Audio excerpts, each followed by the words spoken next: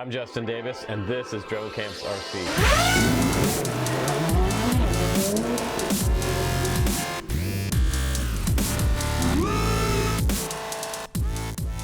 Oh my God, this is a super low profile frame. Check this thing out. It is the BFight 210mm FPV Racer.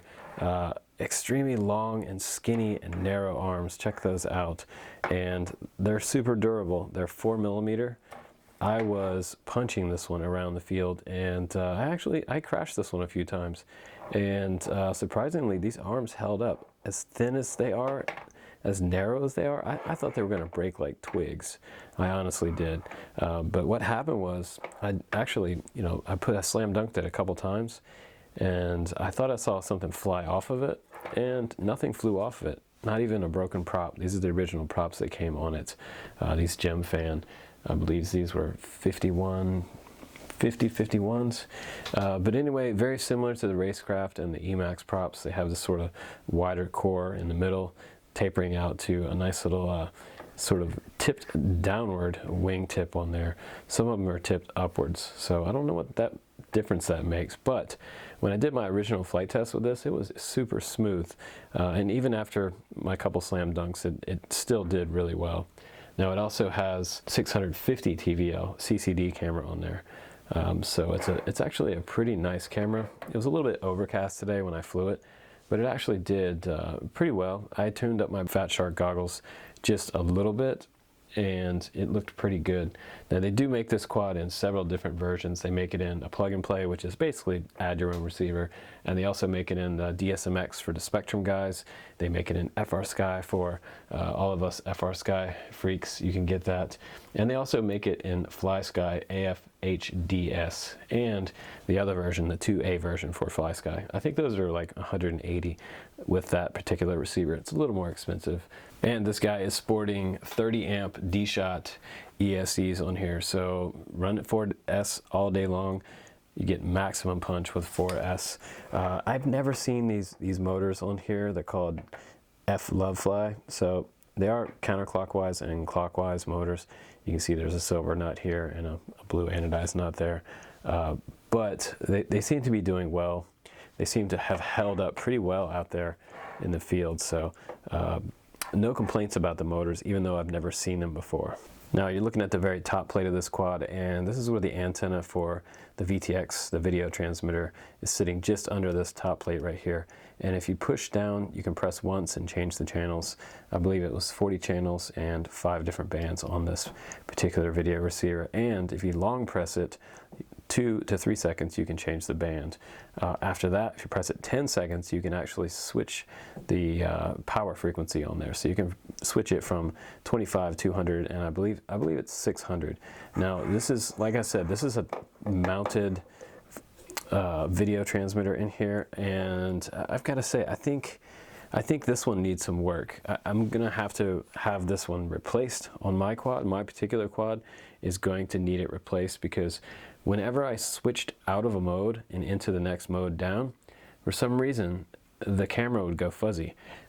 They might have some wires in here that they soldered a little bit too close to another one, or maybe one is not completely soldered in, but this will definitely need some work, because what I had to do to fix that was actually fly it in acro to begin with, so that I didn't have to flip between modes for this VTX to work properly and give me a proper bit of video for this quad. So that's one thing about this quad. If you get one, let me know if your video transmitter works, because it's a really nice style video transmitter, but I'm not sure I'm a big fan of it so far. And this, I feel like, is maybe a design flaw, that this could come down and get into the props when you crash upside down. It didn't happen to me. I actually did land this one upside down a couple of times, and it didn't chop this. So it's still intact, but you know, you're going to have to put some heat shrink over top of this to hold the video antenna to the zip tie that they include, just like this. Maybe put a little more heat to it to kind of stand it straight up. Now, aside from the video transmitter issue with this quad, look at this frame. This frame is pretty nice. It is probably very similar to something else out there. I'm sure it's probably a close copy, if not a clone, of another frame. But I really like these really narrow, long and skinny, low profile quads, mainly because they have a lot of really nice punch out and they have minimal drag. So something like this for racing is going to be optimal. A lot of guys are flying these really skinny and low profile frames right now. And the other great thing about this frame is if you're new, this is going to be an easy one to work on, mainly because it just has a single stack in the middle and it doesn't have a lot of side parts and components to take off to get to this flight controller stack. It's really easy to get to this ESC as well. So if you have to pop the top, it's only 4 screws on the top, and then you can get into the main stack and even take the camera off within like 30 seconds. It's actually pretty nice because I did have to open it up at one point to take a look at this video transmitter in here and just sort of reconnect this connector back here where the video antenna connects. But very, very, very easy to work on for the new guys. Now let's go ahead and weigh this quad. I'm interested to see how much it weighs because I think it's a feather light quad. Definitely under 300 grams. We're at 269, 270 grams total weight for the quad by itself. Now let's stick a 4S 1300 on there. See what the total takeoff weight would be. Right close to 400 grams. 423 grams total takeoff weight. Okay guys, let's go ahead and let me give you my final opinion on this quad and my honest feelings about this particular quad. It's the BFight 210. The name is a little weird, but the rest of the quad is actually really, really nice. Everything on here, with the exception of this video transmitter, is top race spec for the moment. What all of us are looking for are these super low profile, really simple to work on type frames, and a lot of people are flying these super skinny arms, and people seem to love these gym fan props as well. So I think they're listening to racers a lot when they made this quad.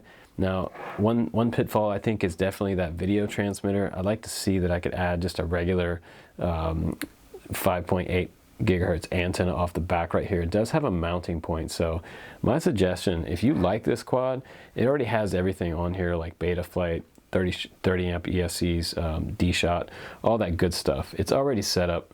Pull this video receiver off and honestly put another one on there and then back mount it, because you have a hole right through the back of this frame right here, and you can flush mount it right here coming off the back, or you could do just like that traditional racer style and have it come up and then bend it up just a little bit out the back. But other than that, it flies great, it performs well, it's really responsive and snappy in the air, and I had a lot of fun with this one, with the exception of the video transmitter. But that's just me being honest. So thanks again, you guys, for watching. Let's go out to the field now and let's give this little BFight 210 a hardcore flying session. All right, let's go ahead and take off so we can do our flight test of the BFight 210. I keep thinking it's BFlight, but it's BFight. It's gonna be a fight. So you can see right away, there's the BetaFlight OSD on there. I have the crosshair and that little horizon line in the very middle, kind of going up and down, right and left. And very top is where the battery voltage is, and that seems to be correct. Down at the bottom right, I have fly, how long I've been flying, 30 seconds, and how long it's been on, just a little longer than my flight time. And I'm testing out the throttle here because I want to see how punchy these motors can be, and I also want to see how much control I have low to the ground, and a few flips thrown in here as well, just for testing out that Omnibus F3, because I really like F3s. I think they're really nice and stable flight controllers, but this copter, this drone seems to have a really nice low flying characteristic. So if you're looking for something that's good for gates, this is going to be nice for flying fast and low. Here I'm just kind of trying to skirt right over the top of the flowers in the field, kind of following along this little bike trail right here.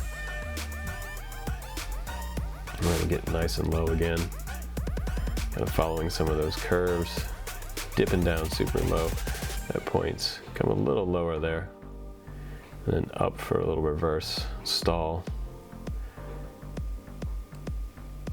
But it seems to fly really well, and super accurate down low. Whoops, I actually caught a little bit of the field right there.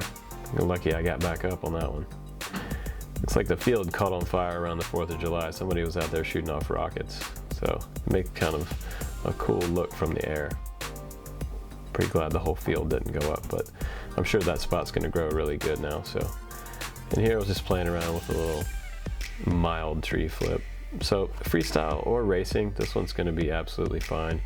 And like I said, for beginners, if you're looking for something that's easy to work on, this is going to be super easy. It's just one stack, 4 screws to pop the top. That's what I like. Some of those quads seem to be too complicated, and they try to reinvent the wheel sometimes when they design stuff. They get too complicated with the side plates and the stacks. So I like the way this one flies, and I like the way it's built. So I would keep this one for myself, just for the frame. I think the frame is awesome. And of course that Omnibus F3 on here. But it's got BetaFlight and pretty much everything you need on this quad. So thanks for watching this little flight test, you guys. I'm Justin, and I'll see you on the next one. Bye-bye.